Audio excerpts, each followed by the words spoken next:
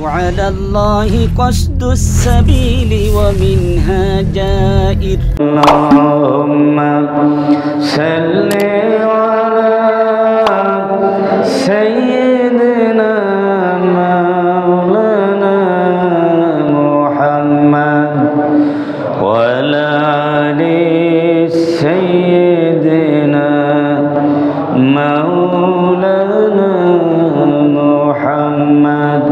প্রাণ ভরে মোহব্বতের সাথে পড়ি আল্লাহুম্মা সাল্লি আলা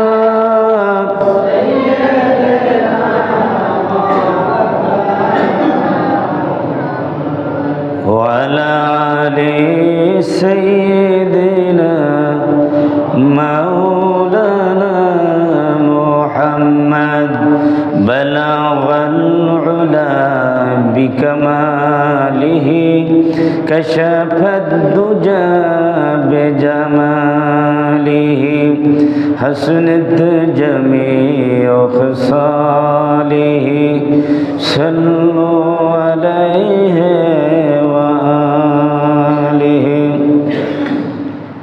محمد مصطفى تمه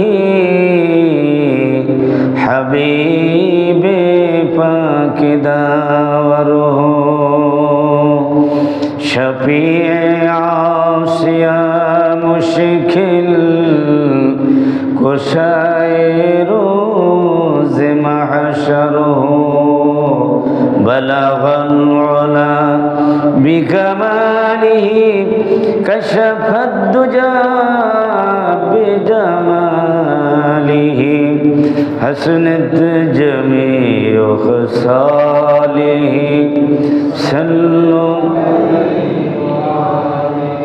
سورت یوسف بیداری حکمت لقمان ماں قاری قرآن باری اے دل شادمان ماں بلغ العلا بکمالہ کشف الدجى بجمالہ حسنت جمیع خصالہ صلوا علیہ وآلہ. উপস্থিত সম্মানিত মুসল্লিয়ান কিরাম, আসসালামু আলাইকুম ওয়া রাহমাতুল্লাহি ওয়া বারাকাতুহু.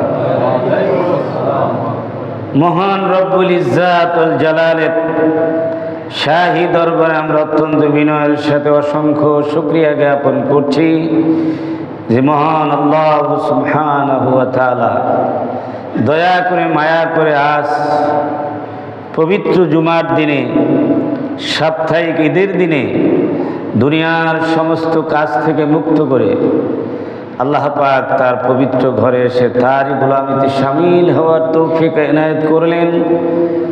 আমরা সেই মহান প্রভুর দরবারে হৃদয়ের গভীর থেকে কালিমাতে শুকর আদায় করছি, পড়ছি আলহামদুলিল্লাহ। রব্বানা লাকাল হামদ হামদান কাসীরান তয়্যিবান মুবারাকান ফি ইয়া রাব্বি লাকাল হামদু কামা ইয়ানবাগি লিজালালি ওয়াজহিকা ওয়া আযীম সুলতানিকা ইয়া রাব্বি লাকাল হামদু বিল ঈমান ওয়া লাকাল হামদু বিল ইসলাম ওয়া লাকাল হামদু বিল কুরআন ইন্নাকা খালাকতানা ওয়া রাযাকতানা ওয়া হাদাইতানা ইয়া রাব্বাল আলামিন। সম্মানিত হাজরিন, আজ পবিত্র জুমার দিন 5 জুমাদিউস সানি 1446 হিজরি সন 6 ডিসেম্বর 2024 সাল।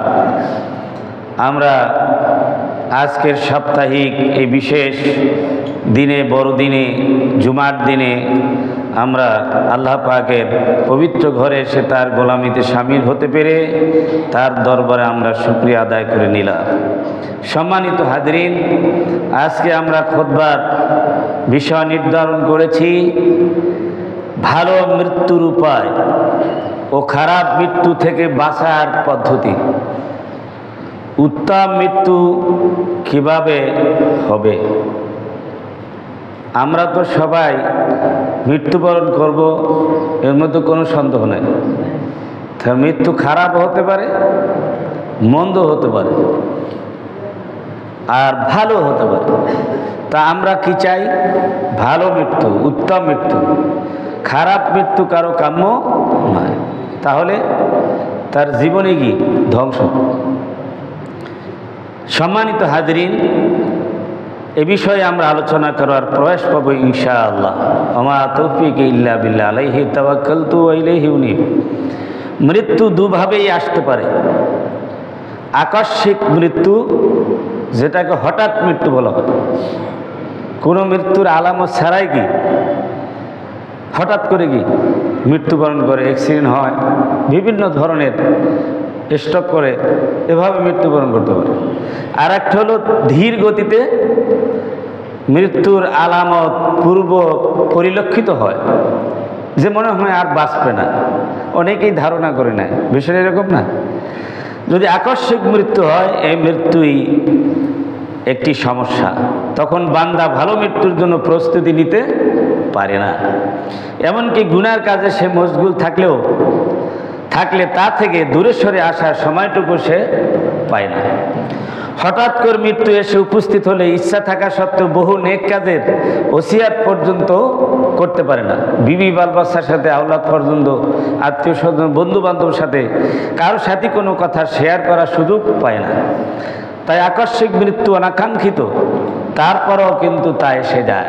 আমরা বলতে পারবো না কার মৃত্যু কিভাবে হবে।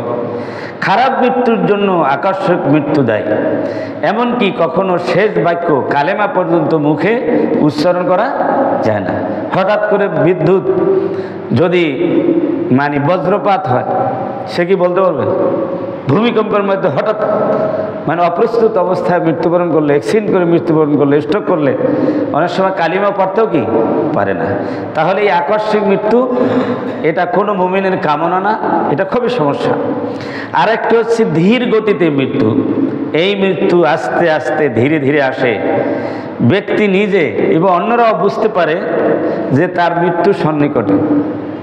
আগে থাকতে রোগ হয়েছে, বিভিন্নভাবে বার্ধক্যে উপনীত হয়ে গেছে, স্মৃতিশক্তি লোপ পেয়েছে, বিভিন্নভাবে সে হাঁটতে পারে না, প্যারালাইজড হয়ে গেছে, বিভিন্নভাবে তার আলামত প্রকাশ হয়ে গেছে। তখন নিজের প্রস্তুতি নিতে সুবিধা হয়। খারাপ ও গুনার গাছ থেকে দূরে সরে আসাও কি যায়? বাবাজি, এখন তো আর দুনিয়ার কোনো স্বাদ বা দুনিয়ার কোনো কিছু করার আমার সুযোগ নেই, এখন তাড়াতাড়ি তওবা করে নিই, নেক কাজ করা শুরু করা যায়।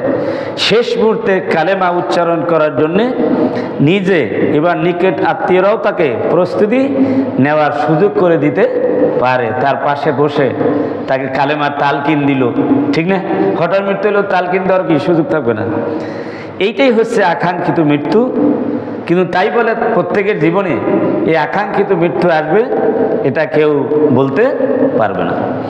আজকে আমরা এখন আলোচনা করব যে ভালো মৃত্যুর উপায় কি এবং খারাপ মৃত্যু থেকে বাঁচার নিয়ম পদ্ধতি কি। কি করলে খারাপ মৃত্যু থেকে বাঁচতে পারবো। হঠাৎ মৃত্যু হয়ে গেলেও খারাপ মৃত্যু হবে না যদি তার পূর্বের সেই প্রস্তুতিগুলি কি থাকে। আমরা তো কেউ বলতে পারবো না হঠাৎ অনেক ভালো মানুষ, নেককার মানুষ অ্যাক্সিডেন্ট করে মারা যায় না, কিন্তু তার পূর্ব প্রস্তুতি যদি আগে থাকে তাহলে তার জন্য হঠাৎ মৃত্যু সমস্যা হবে না। বলেন আলহামদুলিল্লাহ। তবে কারো যেন এরকম হঠাৎ মৃত্যু না হয়, সেটা আমরা কামনা করছি। সম্মানিত হাজরিন, ভালো মৃত্যু এবং উত্তম মৃত্যুর উপায়গুলি আমি আপনাদের সামনে এক এক করে তুলে ধরব। এক নম্বর উপায় হলো মৃত্যু নিকটবর্তী সময় আল্লাহর প্রতি সুধারণা থাকতে হবে, হুসনুজ্জন বিল্লাহ। আল্লাহর প্রতি কি থাকতে হবে? সুধারণা থাকতে হবে মৃত্যুর পূর্বে। তা মৃত্যুর পূর্বে বলতে সব সময়, অর্থাৎ সব সময় আল্লাহর প্রতি একটা সুধারণা রাখতে হবে। আল্লাহ তিনি আমাকে সৃষ্টি করেছেন, আমাকে যেভাবে চেয়েছেন তিনি সেইভাবে সৃষ্টি করেছেন। আল্লাহ এই দুনিয়ায় আমাকে রিজিকের ব্যবস্থা করেছেন, কত ইজ্জত সম্মান দিয়েছেন। আল্লাহ পাক আমাকে বান্দা হিসেবে, মুসলমান হিসেবে কবুল করেছেন। আমার ধারণা আল্লাহ রাব্বুল আলামিন আমার প্রতি দয়া করবেন। আমি যদি ভুল ত্রুটি করে থাকি, আমি তো আল্লাহর বান্দা, আল্লাহ আমাকে মাফ করে দিবেন। আমাকে জাহান্নামে দিবেন না, আমাকে জান্নাত দিবেন, আমাকে নবীর সুপারিশ নসিব করবেন। এভাবে ভালো ধারণা রাখতে কোনো পয়সা লাগে? তবে চিন্তা এবং ভাবনার ভিতরে এটা কি সবসময় কি থাকতে হবে, আল্লাহ আমাকে মাফ করে দিবেন, মাফ করে দিবেন, সেই লক্ষ্যে কাজও কি করতে হবে। ভালো ধারণার সুফল সম্পর্কে হাদিসে কুদসির ভিতরে এসেছেন, নবী করিম সাল্লাল্লাহু আলাইহি সাল্লামের প্রিয় সাহাবী হযরত আবু হুরায়রা রাদিয়াল্লাহু তাআলা হাদিস বর্ণনা করেছেন, আন্না রাসূলুল্লাহ সাল্লাল্লাহু আলাইহি ওয়াসাল্লাম قال, রাসূলুল্লাহ সাল্লাল্লাহু আলাইহি ওয়াসাল্লাম ইরশাদ করেছেন, ইয়াকুলুল্লাহু তাআলা, আল্লাহ সুবহানাহু ওয়া তাআলা ইরশাদ করেন, এটা হাদিসে কুদসি, আনা ইনদা যন্নে আবদি বি, আল্লাহ রাব্বুল আলামিন বলেন, আমি আমার বান্দার ধারণার নিকট, সুবহানাল্লাহ, আনা ইনদা যন্নে আবদি বি, আমার প্রতি বান্দা যেভাবে ধারণা করেন সেইভাবেই আমি তার সাথে অবস্থান করি, সেইভাবে আচরণ করি। বলেন সুবহানাল্লাহ।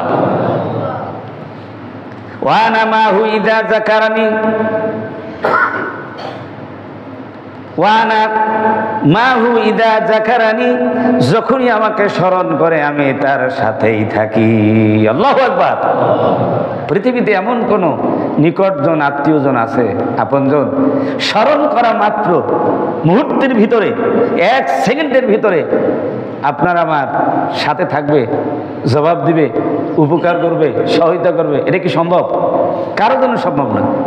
পাশে যে ব্যক্তি শুয়ে আছে, পাশে যে বসা আছে, সেও তো অমনোযোগী থাকতে পারে, ঠিক কিনা বলে?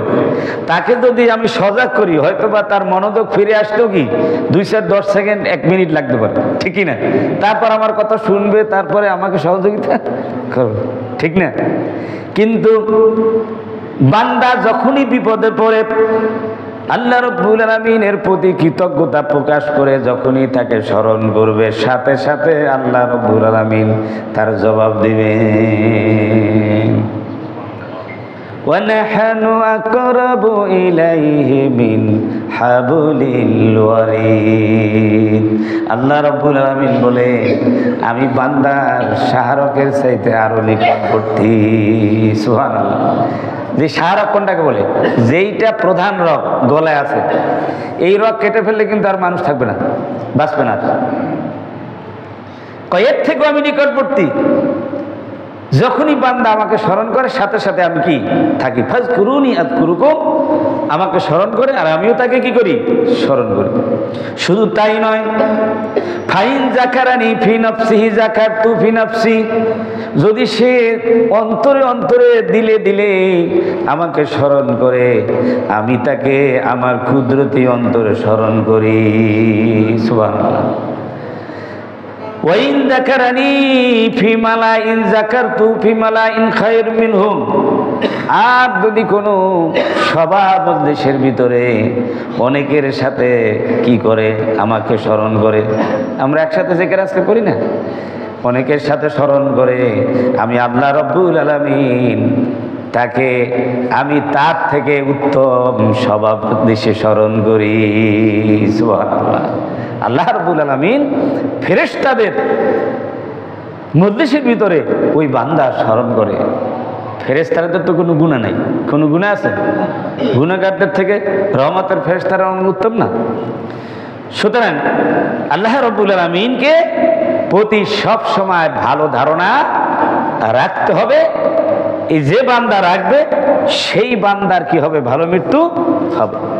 মৃত্যু নিকটবর্তী বুঝতে পারলে বান্দার উচিত আশাবাদী হওয়া, আল্লাহর রহমত থেকে নৈরাশ্যের কোনো চিন্তা ভাবনা যেন না আসে, যে না আমি এত গুনাহ করছি, হ্যাঁ এত অপরাধ করছি, আমার আল্লাহ মাফ করবেন। বলেন নাউযুবিল্লাহ।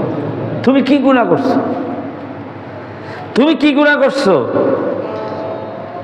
তোমার সামান্য গুনাহ আল্লাহ পাকের রহমতের দরিয়ায়, মাগফিরাতের দরিয়ায় ফেলে দিলে ফেনার তুল্য হবে।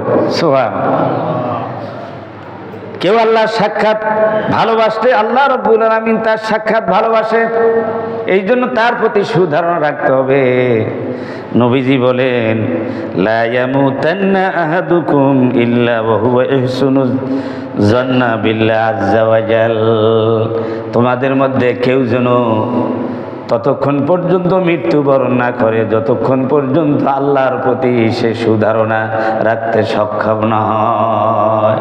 অর্থাৎ সুধারণা রেখেই যেন দুনিয়ার থেকে সে বিদায় নিতে পারে। হাদিসটি মুসলিম শরীফে বর্ণিত হয়েছে। তাহলে সুধারণা তাৎক্ষণিকভাবে রাখা কি সম্ভব পূর্বের থেকে প্রস্তুতি না থাকলে? এই জন্য সব সময় আল্লাহর প্রতি আমাদের কি থাকতে হবে? সুধারণা থাকতে হবে। আমি যত বড় গুনাহগার হই না কেন, আল্লাহ পাক বলেন, কুল ইয়া ইবাদিয়াল্লাযীনা আসরাফু আলা আনফুসিহিম লা তাকনাতু মির রাহমাতিল্লাহ। ও নবী, আপনি বলে দেন আমার বান্দাদেরকে, ও আমার বান্দারা, যিনি নিজের নফসের উপরে, নিজের সত্তার উপরে গুনাহ করতে করতে, সীমা লঙ্ঘন করতে করতে কি করেছো? জুলুম করেছো। তোমরা কি হয়েও না, নিরাশ হয়ে যেও না, তোমরা হতাশ হয়ে যেও না। আমার রহমত থেকে, দয়া থেকে তোমরা নিরাশ হয়েও না। জিন্না রাহমাতি গালাবাত আলা গজবি। আল্লাহ পাক হাদিসে কুদসির ভিতরে বলছেন যে আমার রহমত, আমার দয়ার উপরে বিজয় লাভ করেছে। সুবহানাল্লাহ। আল্লাহ যদি গোসা করেন, ওই গোসার সামনে কেউ দাঁড়াতে পারবে? তিনি হচ্ছেন রাজাধিরাজ, সম্রাট সম্রাট, যিনি মানুষকে ক্ষমতায় বসান, আবার ক্ষমতাকে নামান, রাতকে দিন করেন, দিনকে রাত করেন, মৃত্যুকে জিন্দা করতে পারেন, জিন্দাকে কি মৃত্যু করতে পারেন। আল্লাহ পাক বলছেন কি আদর করে, নবী হে আপনি বলেন, তাদেরকে বলেন, কুল ইয়া ইবাদিয়াল্লাযীনা আসরাফু আলা আনফুসিহিম, যারা বেশি সীমা লঙ্ঘন করে ফেলছে, লা তাকনাতু মির রাহমাতিল্লাহ, আল্লাহর রহমত থেকে যেন তারা নিরাশ না হয়ে যায়। ইন্নাল্লাহা ইয়াগফিরুয যুনুবা জামিয়া, নিশ্চয় আল্লাহ রাব্বুল আলামিন সমস্ত গুনাহ খাতা ক্ষমা করে দিতে পারেন। ইন্নাহু হুয়াল গফুরুর রাহিম, তিনি হচ্ছেন দয়াশীল, ক্ষমাশীল। এই নাম কারো আছে? ইচ্ছা করলেই ক্ষমা করে দিতে পারবে? পারবে? পারবে না। প্রেসিডেন্টলি একবার ক্ষমা করার অধিকার আছে, বারবার ক্ষমা করার অধিকার আছে। একজন 100টা খুন করছে, উনি কি মাফ করতে পারবে? উনারও খুন করে লাগবে মানুষ। জোরে বলেন ঠিক কিনা? বেটা পাইছোটা কি? সুতরাং আল্লাহ রাব্বুল আলামিন যদি কাউকে ক্ষমা করে দেন, এই পৃথিবীতে কেউ কথা বলতে পারবে না। সুতরাং আল্লাহর প্রতি কি ধারণা থাকতে হবে? সুধারণা থাকতে হবে। আমি যত বড় গুনাহগার হই না কেন, আল্লাহ পাক আমাকে তওবা করলে কি মাফ করে দিবেন, সেই লক্ষ্যে কাজ করতে হবে। শুধু সুধারণা রাখলে হবে না, নেক আমল কি করতে হবে? জারি রাখতে হবে। তাহলে 1 নাম্বার হচ্ছে ভালো মৃত্যুর উপায় হচ্ছে আল্লাহর প্রতি সুধারণা রেখে মৃত্যুবরণ করা। উত্তম মৃত্যুর দ্বিতীয় উপায় হলো মৃত্যুর ভয় রাখা। সব সময় মৃত্যুর ভয় রাখতে হবে। মুমিনের যে কোনো কাজের পেছনে মৃত্যু ভয় থাকতে হবে, কেননা তাকে মৃত্যুর পর জবাবদিহি করতে হবে।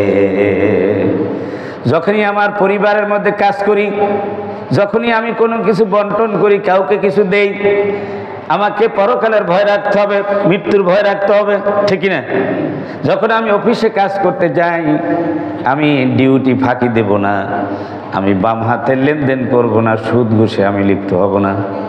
আমি যখন ক্ষমতা আরোহণ করি, আমি এই ক্ষমতায় স্বেচ্ছাচারী হয়ে জালেম হতে পারবো না। আমাকে মানুষ ক্ষমতা দেয় নাই, আমাকে মানুষ দায়িত্ব পালনের জন্যে আমাকে সুযোগ দিয়েছেন। জোরে বলেন ঠিক না? অনেকে দায়িত্ব পাই এটাকে ক্ষমতা মনে করে। ক্ষমতার মালিক কে? আরো জোরে বলতে হবে কে? লিল্লাহি মুলকুস সামাওয়াতি ওয়াল আরদ, আন্নাল কুওয়াতা লিল্লাহ, আন্নাল কুওয়াতা লিল্লাহ। কোরআন বলছে যে সমস্ত শক্তি, সমস্ত ক্ষমতা কার? লিল্লাহিল ওয়াহিদিল কাহ্হার।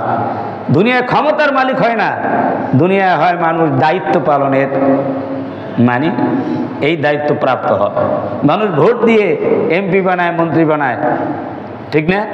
তাকে কি ক্ষমতা দেয় না দায়িত্ব পালনের জন্য তাকে একটা দায়িত্ব দেয়, ঠিক না বলেন? সুতরাং দায়িত্বে যদি অবহেলা করে তাহলে স্বেচ্ছাচারী হয়ে যাবে। এই জন্য প্রত্যেকটি কাজে মৃত্যুর ভয় রাখতে হবে। ভালো মৃত্যু লাভ এবং খারাপ মৃত্যু থেকে বাঁচার জন্য যে ঈমান, আমল এবং মনোভাব এবার নিজেকে সেভাবে করে তোলাই একজন ঈমানদারদের মৌলিক কাজ হবে। কারণ সব সময় নেক কাজ করার অভ্যাস গড়ে তুলতে হবে, গুনার কাজ থেকে দূরে থাকার চেষ্টা করতে হবে। এই জন্যে গুনাহ ছোট হোক বড় হোক সবটাই গুনাহ বাবাজি, ঠিক কিনা? সাপ ছোট হোক বড় হোক সব সাপের বিষ আছে কিনা? আছে কিনা? বড় সাপে কামড়াইলে মানুষ মারা যাবে, আর ছোট সাপে কামড়াইলে কি মানুষ মারা যায় না?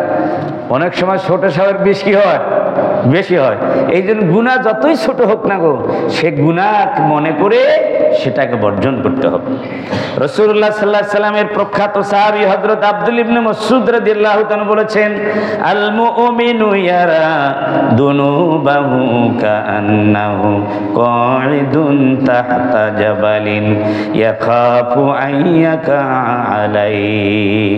বুখারী মুসলিম শরীফে বর্ণিত হাদিসে আব্দুল ইবনে মাসউদ রাদিয়াল্লাহু তাআলা বলেন, মুমিন হলো তিনি যিনি গুনাহকে মনে করবে কিরকম জানেননি, ছোট হোক বড় হোক। কোনো একটা পাহাড়ের নিচে যদি কোনো ব্যক্তি বসা থাকে আর পাহাড়টা যদি ঝুঁকিপূর্ণ হয়, যে কোনো মুহূর্তে এটা পাহাড়টা ধসে পড়তে পারে, সেই ব্যক্তি প্রতিনিয়ত এই ধসে পড়ার ভয়ে সে তার থেকে বাঁচার জন্য চেষ্টা করবে। জোরে বলেন ঠিক কিনা? ঠিক মুমিন এই জীবন সংগ্রামে, জীবন পরিচালনার বাঁকে বাঁকে বিভিন্ন পরিস্থিতির শিকার হয়ে গুনার সম্মুখীন হতে পারে। সেই গুনার থেকে বেঁচে থাকার জন্য ওই ব্যক্তির মতো সব সময় ভীত সন্ত্রস্ত থাকতে হবে না, জানি আমাকে কখনো গুনায় যেন আমি লিপ্ত না হয়ে যাই।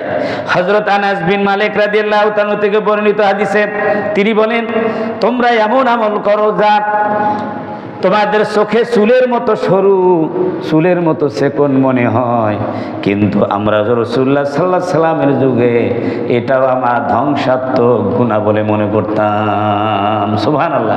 সাহাবা একরাম ছোটখাটো গুনাহকেও কি ধ্বংসাত্মক গুনাহ বলে তারা মনে করতেন। এটা বুখারী শরীফ হাদিস। আরেকটি বর্ণনা আসছে, মৃত্যুর ভয়কে সামনে রেখে হযরত আবু বকর সিদ্দিক রাদিয়াল্লাহু তাআলা আফসোস করে বলতেন, হায় আমি যদি নেককার মুমিনের একটি পশম হয়ে যেতাম। তিনি নিজের জিহ্বা ধরে বলতেন, এটাই আমার সর্বনাশ ডেকে এনেছে। হযরত আবু বকর সিদ্দিক রাদিয়াল্লাহু তাআলা তিনি আফসোস করে বলতেন, আরে আমি মানুষ না হয়ে যদি প্রকৃত মানুষ মুমিনের যদি আমি একটা পশম হতাম তাহলেও আমার অনেক দাম হতো, আমার ভাগ্য হতো। কিন্তু আমি মানুষ হয়ে সত্যিকার মানুষের মানবতার মর্যাদাতে আমি তো উন্নীত হতে পারলাম না। আমি সেই আমানত, সেই মর্যাদা তো আমি রক্ষা করতে পারলাম না। এটা কার উক্তি? হযরত আবু বকর সিদ্দিক রাদিয়াল্লাহু তাআলা, যিনি উম্মতের মধ্যে সবচাইতে বড় বিশ্বাসী, সিদ্দিকে আকবর। আর যার আমলনামা এক পাল্লায় দিলে সারা পৃথিবীর নবী রাসূল বাদে সকলের আমল যদি এক পাল্লা দেওয়া হয় তাহলে আবু বকরের আমলের পাল্লা বেশি ভারী হয়ে যাবে। বলেন আল্লাহ। তিনি বলছেন এই কথা যে মৃত্যুকে এত ভয় করতেন। সুবহানাল্লাহ বিহামদিহি। হযরত আলী রাদিয়াল্লাহু তাআলা নবীজি বলেছেন, আনা মদিনাতুল ইলমি ওয়ালিউম বাবুহা, আমি হলাম এলমের শহর আর সেই শহরের দরজা হলো আলী। এই আলী রাদিয়াল্লাহু তাআলা বলেন, বাবাজিরা লম্বা এবং উচ্চ আশা এবং নফসের কামনার ব্যাপারে নিজের আশঙ্কা প্রকাশ করে তিনি বলেছেন, লম্বা এবং বড় বড় আশা আখিরাতকে ভুলিয়ে দেয় এবং নফসের কামনা বাসনা হক বা সত্য থেকে দূরে রাখে। আলী রাদিয়াল্লাহু তাআলা তিনি ছিলেন গভীর জ্ঞানী। তিনি বলেন যে এই যে লম্বা লম্বা আশা দুনিয়ায়, কথা বুঝতে পেরেছেন, এগুলি নফসের কামনা বাসনায় সত্য পথ থেকে, সত্য বলা থেকে, হক থেকে মানুষকে কি রাখে? দূরে রাখে। হ্যাঁ, তিনি বলেন যে তিনি আরো বলতেন যে হায় দুনিয়ার পিছনে দিক সরে গেছে আর আখেরার সামনে এসে গেছে। দুনিয়া পিছনে যাচ্ছে ধীরে ধীরে, আর আখেরাত সামনে আসছে। আমরা বলি না বয়স বাড়ছে, আসলে বয়স বাড়ছে না কমছে? মানে দুনিয়া যখন আমরা আসছি দুনিয়াটা সামনে ছিল, ঠিক কিনা? তখন আমাদের দুনিয়ার জীবনের সকালবেলা, এখন আস্তে আস্তে মানে দ্বিপ্রহর, দুপুর, বেলা গড়িয়ে যাচ্ছে, আসর, মাগরিব শেষ, ঠিক কিনা? হযরত আলী রাদিয়াল্লাহু তাআলা গভীর জ্ঞান দিয়ে তিনি বললেন যে দুনিয়াটা পিছনে চলে যাচ্ছে আর আখিরাতটা আমাদের সামনে আসছে। দুনিয়ার জীবনে সূর্য অস্ত হচ্ছে আর পরকালে সূর্য উদয় হতে চলেছে। এই হযরত আলী রাদিয়াল্লাহু তাআলা বলেন, ও দুনিয়ার মানুষ শোনো, এই দুনিয়ার কিছু সন্তান আছে আওলাদুদ দুনিয়া, আর কিছু আছে পরকালের সন্তান আওলাদুল আখেরা। তোমরা দুনিয়ার সন্তান হইও না, পরকালের সন্তান হও। বলেন আল্লাহু আকবার। বলে না যে আমরা বাঙালি সন্তান, আমরা ইংরেজি সন্তান, আমরা বাংলাদেশি সন্তান, হ্যাঁ বলে কি না? বাঙালিয়ানা, তারপর কোনো একটা দেশি চাটগামী সন্তান, মানে এক একটা এলাকা এক একটা বংশের দিয়ে এরকম মানুষ বলে না, বলে কি না? তো সুতরাং দুনিয়ায় মানুষ হলো দুই ধরনের সন্তান, একটা হল পরকালের সন্তান, আর হলো আখেরাতের সন্তান। যারা পরকালে বিশ্বাস করে তাদের জন্য দুনিয়াও আছে, পরকালও আছে। জোরে বলেন ঠিক কি না? তারা হলো পরকালের সন্তান। আর যারা পরকাল চায় না, শুধু দুনিয়া চায়, তারা দুনিয়ার সন্তান। আমরা কি সন্তান হব? জোরে বলেন কোন সন্তান?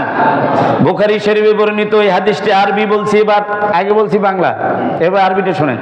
ওয়াকালা আলী ইবনে আবি তালিব রাদিয়াল্লাহু তাআলা আনহু ইজার তাহালাতিদ দুনিয়া মুদবিরাতান ওয়ার তাহালাতিল আখিরাতু মুকবালাতান। বললাম না যে দুনিয়া পিছনে চলে যাচ্ছে আর আখিরাত মুকবালাতান, সামনে আসতেছে। ওয়ালি কুল্লি ওয়াহিদাতিন মিনহুমা বানুন, আর প্রত্যেকের জন্য কিছু রয়েছে, সন্তান রয়েছে, সন্তান। ফাকুনু মিন আবনাইল আখিরা, তোমরা আখিরাতের সন্তান হও। ওয়ালা তাকুনুনা মিন আবনাইদ দুনিয়া, দুনিয়ার সন্তান হইও না। কারণ ফাইনাল ইয়াউমা আমালুন ওয়ালা হিসাবুন ওয়ালা হিসাবা, যে এই পৃথিবী হচ্ছে আমলের জায়গা, দুনিয়া মাজরাতুল আখিরা, এটা হিসাবের জায়গা না। ওয়া গাদান হিসাবুন ওয়ালা আমালুন, আর আগামীকাল হচ্ছে হিসাবের জায়গা, আমলের জায়গা না। আগামীকাল কোনটা? পরকাল, কিয়ামত, ঠিক না? সুতরাং এই মৃত্যুর ভয় নিয়ে আমাদের কি চলতে হবে।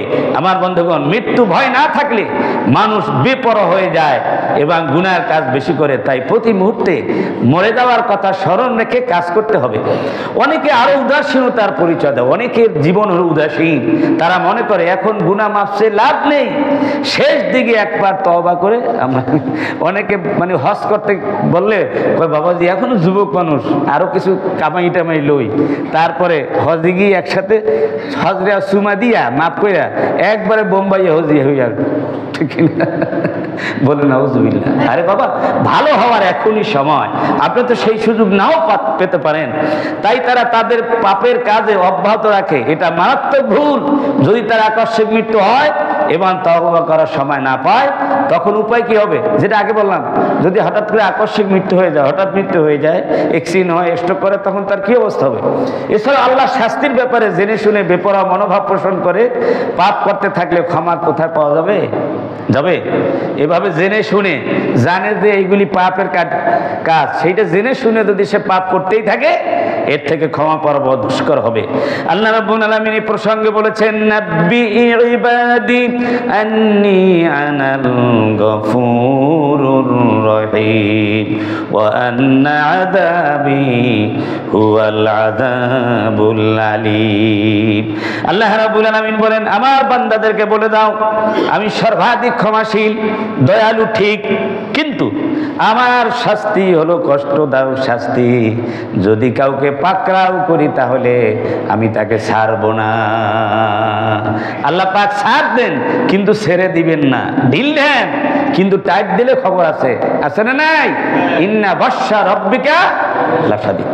সুতরাং আমাদেরকে ভালো মৃত্যু যদি আমরা কামনা করি, এই দুনিয়ার থেকে বিদায় লগ্নটা যদি আমাদের কি হয়, মানে ভালো হয় এবং সলেহীনের মৃত্যু হয়, তাহলে আমরা বেশি বেশি সব সময় মৃত্যুর ভয় করতে হবে। মৃত্যুর ভয়টা সব সময় জাগ্রত রাখতে হবে। এই মৃত্যুর ভয় নবী, সাহাবী, আমাদের ইমামগণ, সালফে সালিহিনগণ, বুজুর্গানে দ্বীন, আল্লাহর ওলিগণ, প্রকৃত মুমিনগণ সবাই ভিতরে এই ভয়টা আছে। শুধু গুনাহগারদের না, আমরা তো সবাই গুনাহগার। জোরে বলেন ঠিক কিনা? কম বেশি সবার মধ্যে আছে কিনা? নবীর কোনো গুনাহ নাই, কিন্তু উনি মৃত্যু ভয় করে কি কেঁদেছেন। অনেক সূরাকে বলেছেন যে সূরাগুলি আমাকে বুড়া করে দিয়েছে। সূরা তাকবীর, সূরা ইনফিতার, সূরা ইনশিকাক আমাকে বার্ধক্যে উপনীত করে দিয়েছে। ওইসব সূরার মধ্যে কিয়ামতের কথা কি আলোচনা আছে। সুতরাং ভালো মৃত্যুর উপায় সম্পর্কে আমরা আজকে এই শিরোনামে আলোচনা শুরু করেছিলাম। দুটি পয়েন্টের উপরে আমরা আলোচনা করেছি। একটি পয়েন্ট কি, যে মৃত্যু নিকটবর্তী সময় ভালো ধারণা রেখে রেখে, আল্লাহর প্রতি ভালো ধারণা রেখে রেখে আমরা যদি মৃত্যুবরণ করতে পারি তাহলে আমাদের ভালো মৃত্যু হবে। আর দ্বিতীয়টা হচ্ছে যে আমাদের বেশি বেশি কি করতে হবে, সব সময় প্রত্যেকটি কাজের সময় আমাদেরকে আল্লাহর ভয় রাখতে হবে। মৃত্যুর ভয় রেখে যদি আমরা সব সময় চলি তাহলে আমাদের নেককার মৃত্যু হবে, ভালো মৃত্যু হবে, সলেহীন মৃত্যু হবে, মুসলমান হয়ে মরতে পারবো। আল্লাহ পাক আমাদের আমল করার তৌফিক দান করেন সকল। আল্লাহুম্মা আমিন। আজকে এই বিষয়